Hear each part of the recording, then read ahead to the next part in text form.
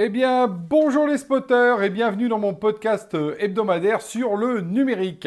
Et aujourd'hui, on va parler d'open source pour savoir si c'est le miracle tant attendu ou un peu un mirage. Alors évidemment, j'exagère, c'est un peu les titres toujours un petit peu exagérants, mais c'est intéressant de reposer la question de la place de l'open source dans le numérique. C'est souvent une question qu'on me pose, on m'a posé la question dans un podcast et je me suis dit qu'à l'occasion de ce podcast où j'avais répondu et en même temps de la sortie du livre L'ouvertarisme de Yann Lechel, donc Yann, je te salue.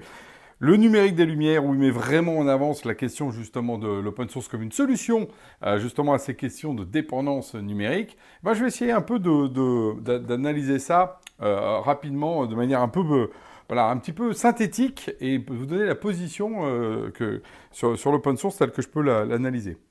Alors, quelques chiffres déjà pour poser un peu le décor. Aujourd'hui, l'open source, c'est pas une question de savoir si on l'utilise ou pas. Plus de 96% des organisations utilisent de l'open source. Donc c'est majoritaire. Aujourd'hui, on a des centaines de millions de repos, les dépôts, par exemple sur GitHub, rachetés par Microsoft, by the way, et des milliards de contributions chaque année. Donc en fait, on est vraiment sur un phénomène massif. Comme je dis souvent, on est des nains sur les épaules de géants dans le numérique et l'open source a été l'accélérateur foudroyant de ça parce qu'effectivement, il porte en lui quelque chose d'assez très internet-centrique qui est la question du partage. Et comme on dit souvent, une information, ça peut se partager, ça n'en perd pas de valeur a priori. C'est vraiment l'idée qui est derrière, contrairement à de l'argent. Si on partage, on en a moins. Par exemple, un sandwich, si on le partage, on en a moins. Alors, la chance, évidemment, derrière l'open source, tout le monde le connaît. L'ouverture, ça permet effectivement d'ouvrir, de voir ce qu'il y a dedans, auditer, comprendre, se l'approprier. Évidemment, la question de l'innovation collective, parce que tout le monde peut prendre un élément open source pour aller justement fabriquer quelque chose de meilleur. Donc il y a cette logique d'amélioration continue globale. Et puis la sécurité potentielle, parce que derrière, en fait, vu que c'est auditable, sans doute plus secure que les systèmes dits propriétaires dans lesquels on ne sait pas ce qu'il y a. Ok. Donc, vu de là, on se dit, mais pourquoi tout n'est pas open source ? Mais parce qu'il y a un petit problème, c'est que comme on est dans une logique justement très ouverte, le modèle économique, il est instable. Et il est instable d'ailleurs, pour dire les choses, il va depuis de zéro à l'infini, comme je crois c'est un roman de Kessler que j'avais lu quand j'étais plus jeune, qui était formidable d'ailleurs.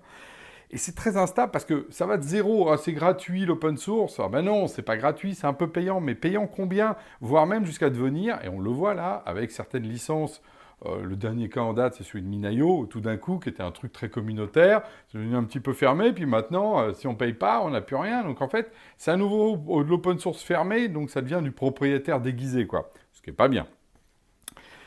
En tout cas, c'est pas bien par rapport à l'esprit général. Donc, le problème, c'est qu'il y a une tension, du coup, entre cette logique de communauté et de business. Voilà. Comment est-ce qu'on arrive à équilibrer ça ? Et du coup, en France, par exemple, moi, qu'est-ce que je constate, c'est que du coup, il y a beaucoup d'open source, en particulier, alors mondialisé, qui peut venir d'ici, d'Europe, de France, des États-Unis. Mais en fait, à un moment donné, beaucoup de SN. Et donc, ça va être du service autour de l'open source et c'est pas l'innovation et on ne fait pas forcément d'assets. C'est-à-dire, on n'a pas vraiment de propriété intellectuelle. Et oui, c'est le problème. C'est que du coup, l'open source, c'est beaucoup justement un peu de gens qui viennent prendre ça pour créer de la valeur de service. Mais on reste dans une répétition de schéma où c'est du service et non pas, encore une fois, du logiciel. Et ça, c'est le problème. Alors je sais que le CNL s'est beaucoup battu là-dessus pour dire non, l'open source c'est derrière avec des éditeurs. Mes amis de de DXWiki, ou de Stéphane Vermigier par exemple, qui est son président, est très clair là-dessus. Ok, mais sauf que la réalité c'est pas celle-là, justement. Donc c'est un modèle instable. Et par-dessus, badadam, arrive le vibe coding. Alors là, c'est un peu un truc en plus. C'est que du coup, les IA se sont abreuvés évidemment de l'open source, mais simplement c'est que du coup, les codeurs, ils ont directement accès, ils vibe code, ils savent même plus ce qu'il y a derrière, ils lisent plus la doc, ils vont même plus visiter le site finalement, ou le repos initial.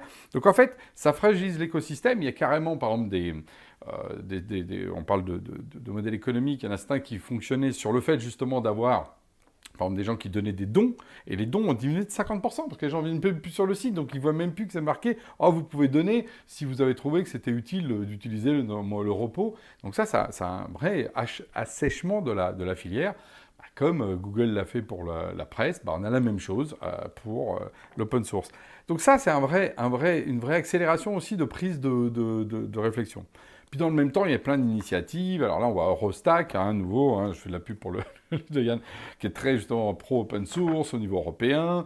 On voit le CIGREF qui dit, mais non, l'open source va nous sauver vis-à-vis de ça, vis-à-vis de la domination GAFAM, parce qu'on se dit, mais oui, évidemment, que c'est une voie alternative. Sauf qu'on oublie un peu que l'open source aujourd'hui, c'est majoritairement, d'une certaine manière poussé souvent aussi par exemple, les GAFAM qui utilisent ça pour justement stériliser aussi une partie du marché. Donc, tout ça est compliqué, voilà, il n'y a pas de réponse simple, mais moi je voulais donner 3 grandes orientations de ce qui peut arriver de cette open source, parce que finalement c'est ça la question pour moi, c'est qu'est-ce que ça peut devenir, et la vraie question c'est quoi la gouvernance. Alors la première, les scénarios que je vois moi sur l'open source, le scénario 1, c'est l'open source qu'on va appeler infrastructure. Alors l'open source ça devient une infrastructure publique, financée par les États, les fondations, les grandes entreprises. Alors là, on voit bien le modèle d'INUM-SIGREF, aujourd'hui, qui est en train de se faire, avec une gouvernance collective. Alors évidemment, plutôt comme en France, une gouvernance collective centralisée, parce que l'État, de toute façon, voilà. Et puis, on se dit qu'avec ça, du coup, ce sera stratégique et souverain. C'est vraiment ce qu'on voit avec la DINUM aujourd'hui. C'est vraiment cette vision-là. Le problème, c'est que, est-ce que vraiment c'est une bonne solution? On verra dans le futur. Mais c'est une voie, et je pense que beaucoup de gens croient à cette voie que j'appelle, moi ce que j'ai appelé la logique soviétique 2.0. Voilà, on va le dire autrement, c'est que c'est l'État finalement qui devient le garant. Alors, on est dans une logique d'étatisation d'assets communs. Voilà, pourquoi pas.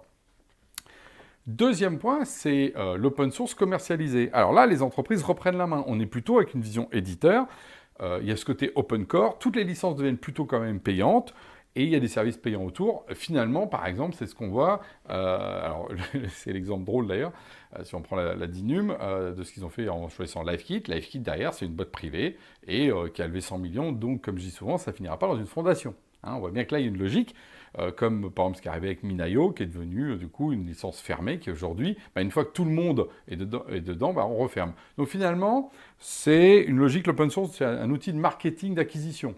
On commence open source pour être sympa, on amène du monde, puis une fois qu'on a du monde, on lock, on verrouille et on... monnaie. Voilà, c'est le deuxième truc. Deuxième scénario. Alors encore une fois, les 3 scénarios que je vais vous présenter, ils ne sont pas exclusifs, mais la question c'est lequel va gagner la bataille, et peut-être un autre va émerger. Le troisième scénario, c'est celui d'ailleurs souvent poussé par, j'ai envie de dire, ceux qui croient vraiment à l'open source historique, c'est les développeurs, la logique de communauté. On fait des projets plus petits, finalement on n'a pas besoin d'être nombreux, la communauté s'auto-entretient, on vit de manière frugale, ça suffit.